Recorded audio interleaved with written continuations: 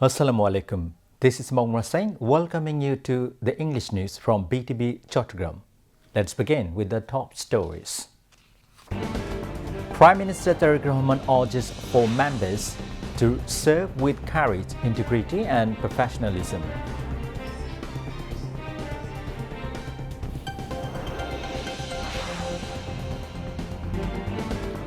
Government committed to developing modern, four-dimensional armed forces to face security challenges, says President Mohammad Shongbad.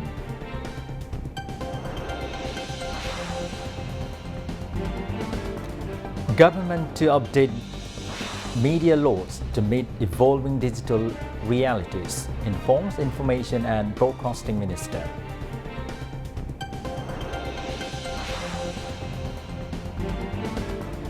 Government doubles allocation for health sector to improve health care services in country, says Health Minister.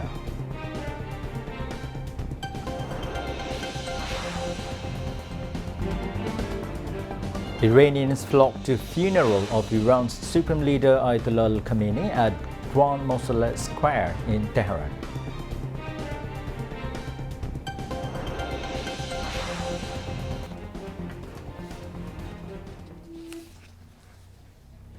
Viewers, those were the top stories. Now moving on to the details.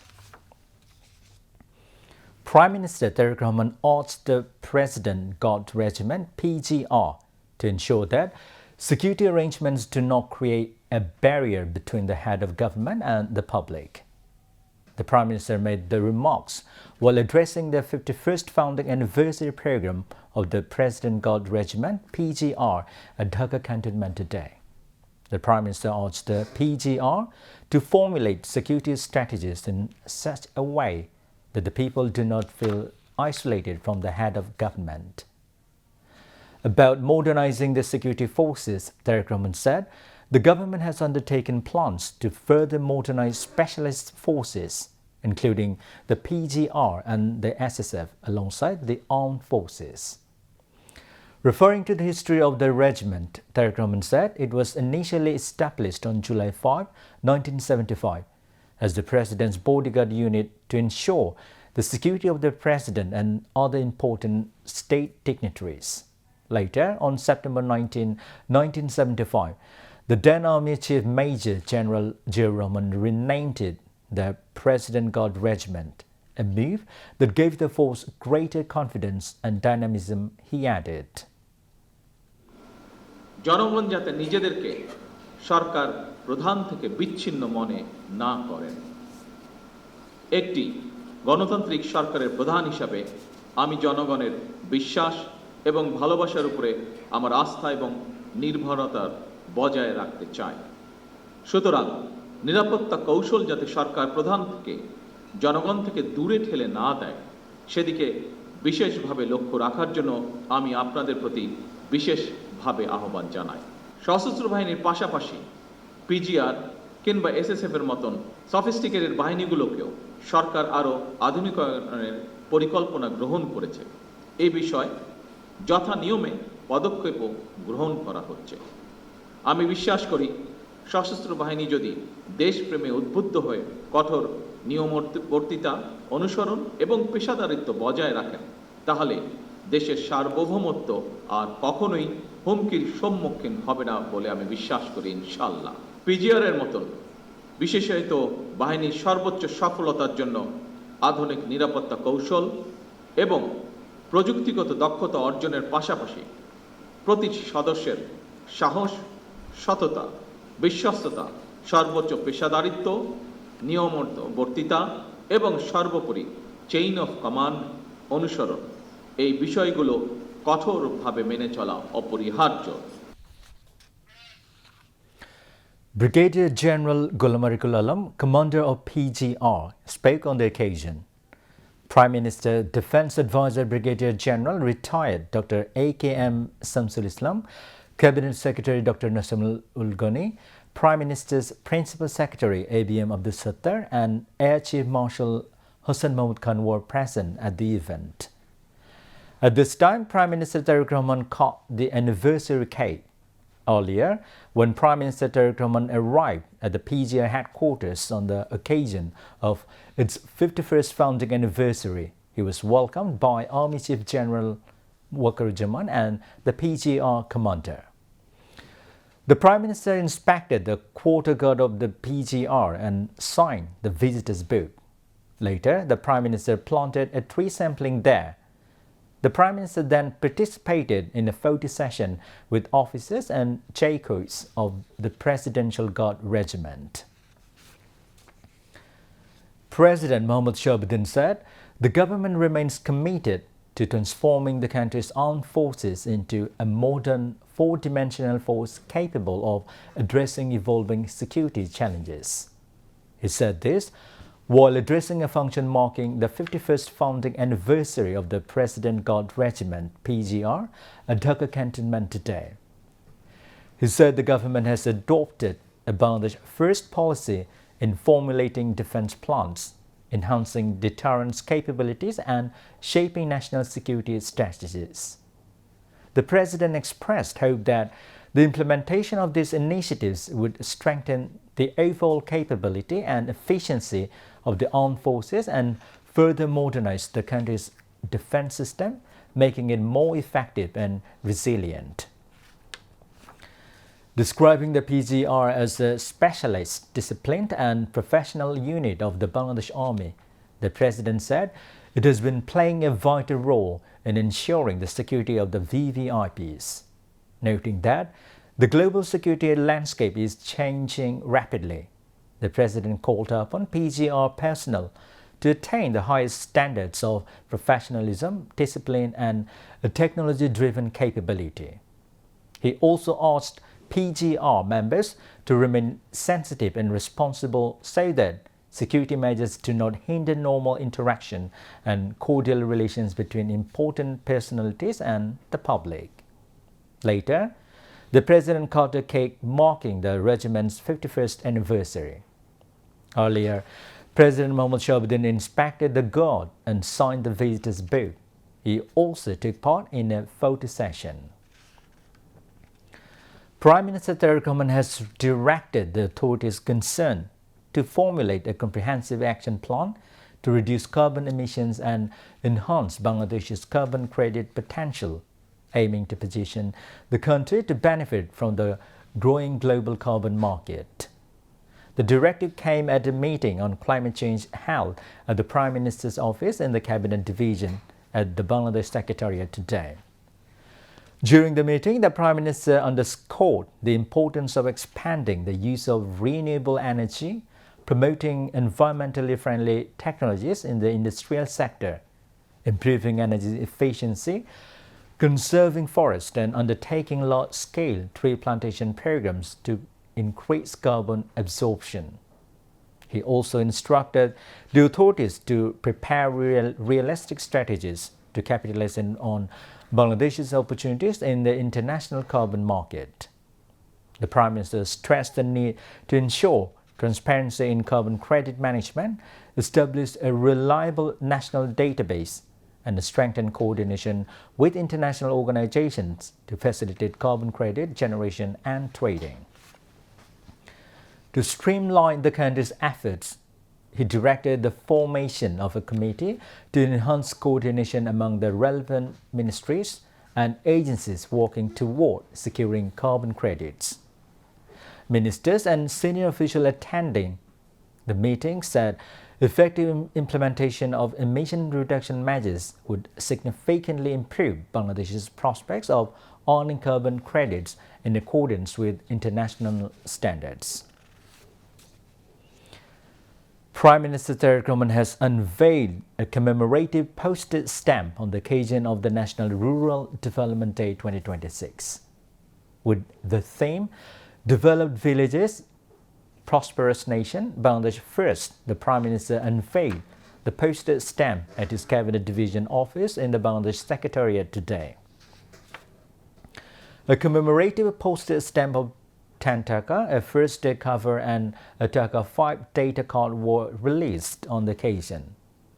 Local government Rural Development and Cooperatives Minister Mirza Fakhrul Islam Alamgir, State Minister Mir Shah Alam and Secretary of the Ministry Muhammad Shahidul Hassan were present on the occasion. To mark National Rural Development Day, observed on July 6, the Bangladesh Post Office releases special commemorative postage stamps, first-day covers and data cards every year. The initiative aims to recognize the contribution of rural economy and rural development to the country and highlight the significance of the day among the public. Information and Broadcasting Minister Johiruddin Shopun has said the government has undertaken an initiative to update the existing laws, rules and policies for rapid advancement to technology and the expansion of the digital ecosystem. To this end, the minister has instructed the committee formed for the purpose to review relevant international laws and formulate recommendations based on prevailing realities. He made the remarks while chairing a meeting on updating existing laws and formulating new legislation at the conference room of the Ministry of Information and Broadcasting. Johiruddin Shopun said, bringing cyberspace, digital transmission and various technology-based services under a well-regulated framework would require coordinated efforts involving both government and private stakeholders. He added that it may also be necessary to seek opinions from relevant agencies, technology experts and organizations involved in telecommunications and infrastructure. The meeting was attended by Information and Broadcasting Secretary Mahbooba Farjana, Additional Secretary Shah Alam, members of the Ministry Legal Panel and other senior officials. Health and Family Welfare Minister Shordar Mohammad Saqut Hussain has said that patients in remote areas of the country are still not receiving proper health care services. He said the government has doubled the allocation for the health sector in the national budget to improve the healthcare services in the country. The minister made the remarks while addressing an international conference titled Appropriate Technologies for Healthcare in Low and Middle-Income Countries at the Senate building of Dhaka University in the capital. The conference was chaired by Professor Syed Akram Hussain, Chairman of the Department of Clinical Oncology at Bangladesh Medical University.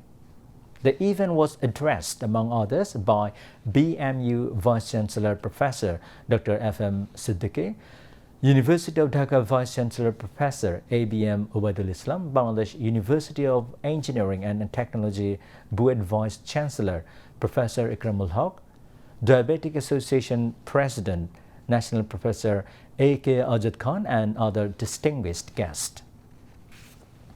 The Health Minister said Bangladesh still lags behind in disease diagnosis and that the country's health sector remains heavily dependent on imported medical equipment and supplies.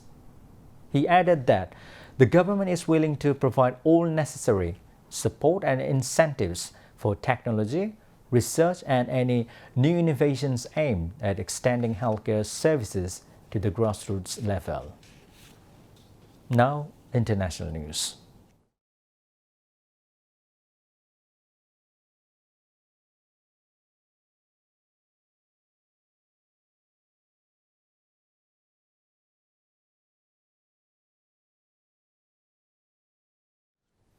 Prayers were held Sunday over the casket of Iran's late Supreme Leader Ali Khamenei, the second day of public funeral ceremonies that have drawn huge crowds to pay their final respects in Tehran.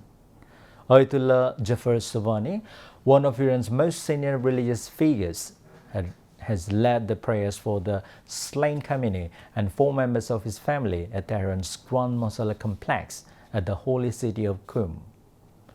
Khamenei's son and successor, Mustafa Khamenei, who is said to have been wounded in the February 28 attack, did not attend the funeral prayers because of security risks and an Israeli threat to kill him. The late Supreme Leader's other 3 sons, Masoud, Mustafa and Maysam, were in attendance.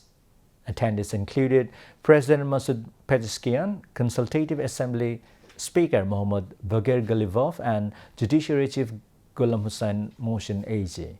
The commander of the Islamic Revolutionary Guard Corps Quds Force, Ismail Khani, also took part. Authorities have said they expect more than 10 million people to take part in ceremonies in Tehran.